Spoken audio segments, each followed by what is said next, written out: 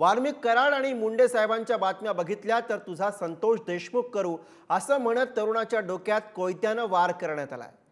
गंभीर जखमी झालेल्या तरुणावरती स्वामी रामानंद तीर्थ रुग्णालयामध्ये उपचार सुरू आहेत।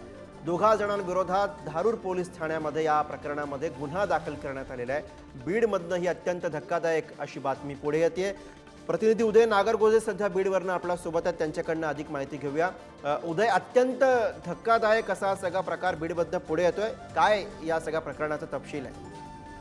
नक्कीच गुरु, आपण जर बघितलं तर धारूर तालुक्यात ही घटना घडली आहे। धारूर तालुक्यातल्या ग्रामीण भागात ही घटना घडली। तरनळी नावाचे गाव आहे आणि या गावात हा जो तरुण आहे तो मोबाईलवर काही व्हिडिओ बातम्या बघत होता। त्यावेळी दोघे जण त्या ठिकाणी आले आणि जर यापुढे वाल्मिक कराड आणि मुंडे साहेबांच्या जर बातम्या पाहिल्या तर तुझा संतोष देशमुख करू असे म्हणत त्याच्यावर हल्ला केला।